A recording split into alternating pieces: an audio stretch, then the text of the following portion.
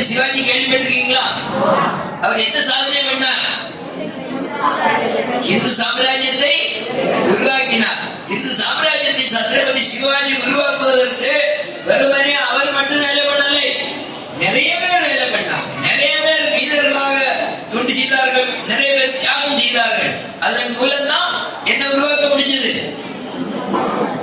என்ன உருவாக்க முடிஞ்சது? இந்து சாம்ராஜ்யத்தை உருவாக்க முடிஞ்சது. அப்போ ஒரு இந்து சாம்ராஜ்யம் உருவாகணும்னா வெறுமனே ஒரு ஆளால நடக்காது, நிறைய பேர் வேணும். சத்ரபதி சிவாஜிய அவருக்கு சிப்பி சிறையில் அடைச்சுதான். அந்த விஷயத்துக்காக தெரிஞ்சிருக்குதானே. சிறையில் அடைச்ச அவர் ரொம்ப புத்திசாலி தெரியுமா தப்பி போனார். அதை சொன்னா ரொம்ப நேரம் ஆயிடும், உங்களுக்கு ரொம்ப பசிச்சுடும். என்னால அதை சொல்ல வரல. அவர் தப்பி வெளியே வந்துட்டார். அவருடைய பையன் கூட வர பழக்கூடைய வச்சு அவருடைய பையனும் அவரும் தப்பி வெளியில வந்துட்டாங்க. அந்த பையனை கொண்டு போய் யாருக்கும் தெரியாம ஒரு இடத்துல விட்டுறாரு.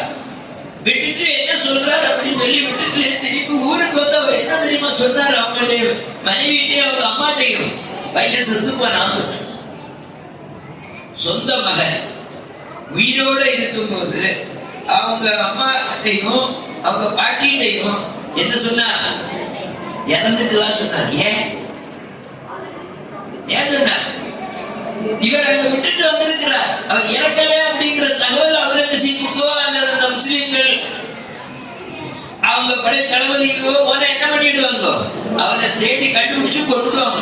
அதனால எவ்வளவு தூரம் மனசு கல்லாக்கிட்டு, எவ்வளவு தூரம் மனசுல அந்த துயரத்தை தாங்கிட்டு அவர் என்ன சொன்னாரு? பையன் இறந்துட்டான்னு சொன்னார்.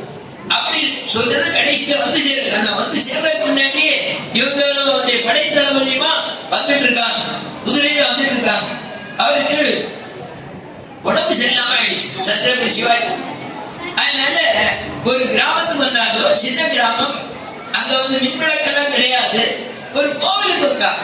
அந்த கோவில்ல முழுக்க இதா இருந்தது. ஏன்னா அந்த பூஜாரி விளக்கு எல்லாத்தையும் ஏற்றுறது இல்லை. கோவில் நல்ல சத்துதான் விளக்க நிறுத்திடுவாங்க. இவர் அங்க போய் அந்த கோவில்ல தங்கிக்கலாம் அப்படின்னு சொல்லி முன்னாடி இந்த கோவில் மண்டபங்கள்ல எல்லாம் வழிபோக்கர்கள் தங்குவாங்க. ஏன்னா கோவில் நிறைய நகைகள்லாம் இப்ப மாதிரி இருக்காது. அப்ப அவ்வளவு நகை இல்லாத சின்ன கோவில். அங்க போய் தங்கலான்னு சொல்லிட்டு சத்ரபதி சிவாஜியுடைய மேற்காவலர் சொன்னார், ராஜா உங்களுக்கு உடம்பு சரியில்லை, இனி நாம போக வேண்டாம், நாளை காலையில போனா இங்க தங்கிக்கோ அப்படின்னு சொன்னார். யார் நடமாட்டமே இல்லை, யாரும் இல்லை. ஆனா அது ஒரே ஒரு ஆள் கேட்டுட்டு இருந்தார். யாருன்னா அந்த கோவிலுடைய பூஜாரி. அவருக்கு புரிஞ்சது ராஜாவான் சொன்னாங்க. துவனியை பார்த்த உடனே அவருக்கு புரிஞ்சது சத்ரபதி சிவாஜி இங்க வந்திருக்காரு அப்படின்னு. இவருக்கு ஒரே சந்தோஷம். எதனால சந்தோஷம்னா அவருடைய பையன் சாக கிடக்கலாம், மருத்துவ பணம் இல்லை. மருத்துவ பணம் கிடைச்சுன்னா மருந்து வாங்கி அவனுக்கு மருத்துவம் கொடுத்து கொண்டாடிடலாம், அவன் இழப்பிடுவான். ஏன்னா அவன் சின்ன வயசு, கல்யாணம் ஆகி 5 மாசம் தான் இருக்குது. மனைவி பக்கத்துல இருந்து அழுதுட்டே இருக்கா. அப்படிப்பட்ட சூழ்நிலையில பணம் வாங்க பைசா இல்ல. அந்த நேரத்துல இங்க சத்ரபதி சிவாஜி என்னுடைய கோவிலுக்கு வந்திருக்கிறார். நான் இதை போய் முஸ்லீம் வீரர்கள் சொன்னேன்னா அவங்க எனக்கு பரிசு தருவாங்க, பணம் தருவாங்க. அதனால நம்ம பணம் வாங்கி மருந்து வாங்கி என் பையனை குணமாக்கிட்டா பையனும் பழச்சுடுவான், மருமகளுக்கும் சந்தோஷமா இருக்கும் அப்படின்னு நினைச்சிட்டு சந்தோஷமா வீட்டுக்கு வாங்க. வீட்டுக்கு வரும்போது வீட்டுடைய முன்பக்கம் அறையில சிவாஜி அந்த பூஜாரியுடைய மகன் படுத்து கிடக்குறான். எழுத முடியாம கீழே படுத்து இருக்கிறான். மருமக பக்கத்துல இருந்து அழுதுட்டே இருக்கா. மாமனார் மாமனார் பார்த்தோம்னா அவர் வரும்போது தினசரி மாமனாருடைய முகத்தை பாப்பா.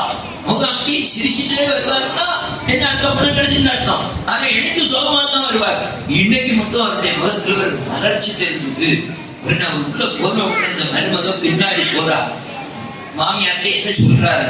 அவர் சொல்றாரு அவருடைய மனைவி அந்த பூஜாரி, இன்னைக்கு நமக்கு ஒரு நல்ல வாய்ப்பு கிடைச்சிருக்கு. சத்ரபதி சிவாஜி கோவிலுக்கு வந்திருக்கிறார். அவரை காட்டிச்சு கொடுத்தோம்னா முதலாளர்கள் நமக்கு பணம் தருவாங்க.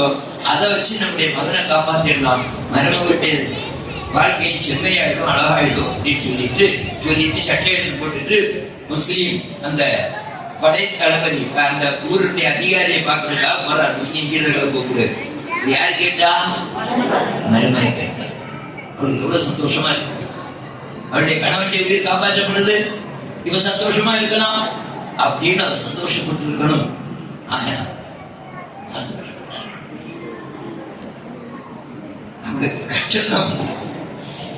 என்னுடைய கணவனுடைய உயிரை காப்பாற்றுறதுக்காக சத்ரபதி சிவாஜியுடைய உயிர் போகும்.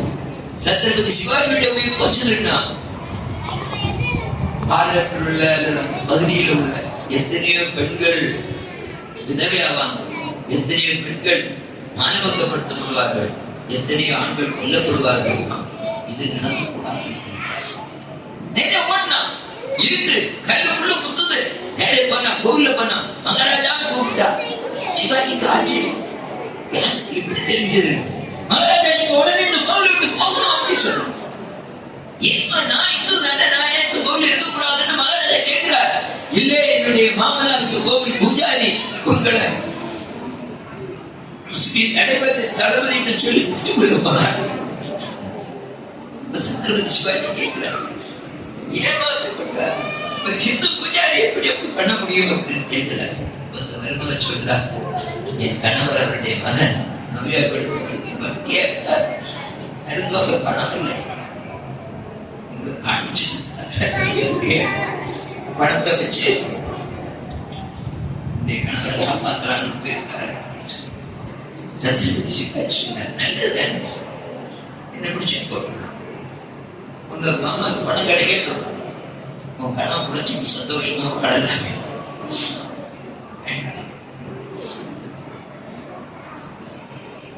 என் சந்தோஷத்துக்காக பல இந்துக்கள் சித்திரம்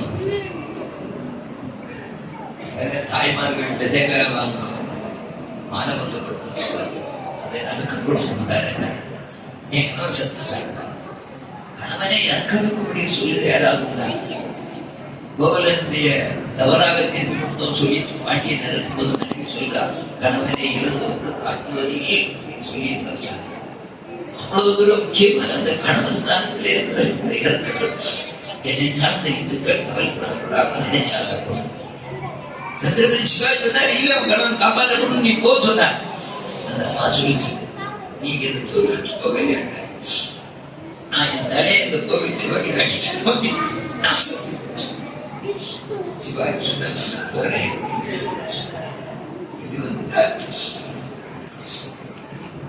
பூஜாரி முஸ்லீம் வீரர்களோட வந்தாலும் சிவாஜி போயிட்டார்.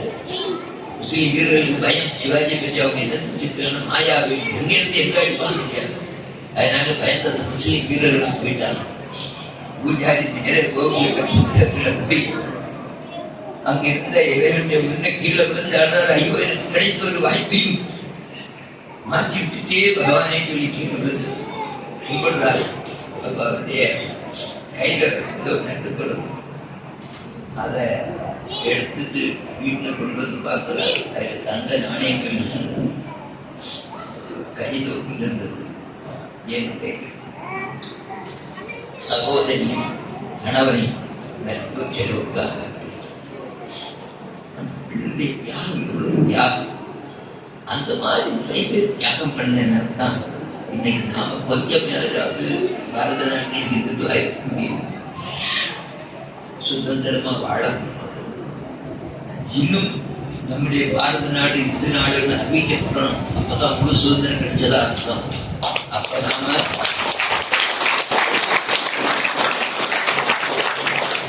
அறிவிக்கப்படணும்னா யாரோ ஒருத்தர் வேலை செய்ய போகணும். நாம ஒவ்வொருத்தரும் வேலை செய்யணும், ஒவ்வொருத்தரும் வேலை செய்யணும். ஒவ்வொருத்தரும் வேலை செய்ய போதாது, இன்னும் பலரும் வேலை செய்ய வைக்கணும். அந்த உணர்வு நம்முடைய மனசிலே இருக்கணும். நான் எத்தனை பேர் சமயம் ஆசிரியர் ஆக்கினேன் அப்படி சொல்லணும். நான் 10 வருஷம் எழுதி வித்தியாசம் வாங்கினேங்கிறத விட நான் 10 பேரை சமயம் ஆசிரியர் ஆக்கணும் அப்படின்னா அது நமக்கு பெருமை. அந்த உணர்வு நமக்கு வேணும். அப்படி நம்முடைய மாவட்டம் கொடுக்க நிறைய சமயம் ஆசிரியர் உருவாக்கும். சொன்ன மாதிரி திருமணமானவங்க நிறைய பேரை கொண்டு வரும். நாம வேலை செய்தால் நடக்கும். நாம நினைச்சோம்னா சாதிக்க முடியும். நான் சொல்ல விவேகானந்தர் சொல்றார், என்ன சொல்றாருன்னா, all power is within you, you can do anything and everything சொல்றார். உன்னால எல்லாம் செய்ய முடியும். உனக்குள்ள அளப்பரிய சக்தி இருக்குது. ஏகிட்ட எவ்வளவு சக்தி இருக்கோ அதே ஒரு சக்தி மட்டும் இருக்கு சொல்றாரு. நான் சொல்ல விவேகானந்தர் சொல்றார். ஒரே ஒரு சொற்கொழிவினால உலகம் முழுக்க பாரதத்தின் பெருமை அல்லது பாரதத்தை பற்றி எண்ணத்தை மாற்றியவர் பாப்பாட்டி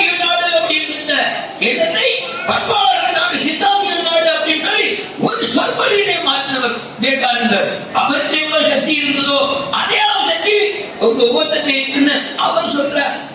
அவர் சொல்றார், நான் வேலை செய்யும் போது எனக்கு மேல ராமகிருஷ்ணனுடைய கை இருக்குன்னு சொல்றார். நான் சாதாரணமா சொல்றது, நாம வேலை செய்யும் போது விவேகானந்தரோட நாம புண்ணியசாலி. ஏன்னா அவரே சொல்றார், நான் தோன்றா துணையாக இருப்பேன். அப்ப நாம வேலை செய்யும் போது யாருடைய கை இருக்கும்? விவேகானந்தருடைய கை இருக்கும். விவேகானந்தருடைய கை இருந்தா அதுக்கு மேல யாருடைய கை இருக்கும்? ராமகிருஷ்ணனுடைய கை இருக்கும். அப்ப விவேகானந்தருக்கு ராமகிருஷ்ணனுடைய கை மட்டும்தான் இருந்தது. நம்ம கை மேல யார் கையெல்லாம் இருக்கும்? விவேகானந்தர் கையும் ராமகிருஷ்ணன் கையும் இருக்கும். அதோட மதுராம் சுவாமியுடைய ஆசையும் இருக்கும். நாம என்னால அந்த பலத்தோட நாம கொண்டு செய்யணும். நிறைய பேரை நாம சமயத்துல கொண்டு வரணும், ஆசிரியர் ஆக்கணும். அப்படி நாம வேலை செய்தோம்னா, இந்த வேலை செய்தால் சொன்னாங்க, நீங்க தான் நிறைய 3500 பேருக்கு சமயம் ஆசிரியர் யாருக்கும் சம்பளம் கொடுக்கல அப்படின்னு சொல்லி ஒருத்தர் ரொம்பவே இது பண்ணார். நான் வேணா கொடுக்குறதுக்கு ஏற்பாடு பண்றேன்னு சொல்லி டிவிஎஸ் அதிபர் சொன்னார், சம்பளம் கொடுக்குற வேலை எனக்கு கிடையாது அப்படின்னு சொல்லி. ஏன்னா சம்பளம் நான் கொடுத்தேன்னு எனக்காக வேலை செய்யுங்கன்னு அர்த்தம் இல்ல. இந்து தர்ம வித்யாபீடம் கொடுத்தா இந்து தர்ம வித்யாபீடத்துக்கு வேலை செய்யுங்கன்னு அர்த்தம். நீங்க இந்து தர்ம வித்யாபீடத்துக்காக வேலை செய்றீங்க, சைதன்யான் சுவாமிக்காக வேலை செய்றீங்களா? சிவாத்மன் சுவாமிக்காக இல்ல, நம்முடைய வேலை பண்ணுக்காக. நீங்க யாருக்காக வேலை செய்றீங்க?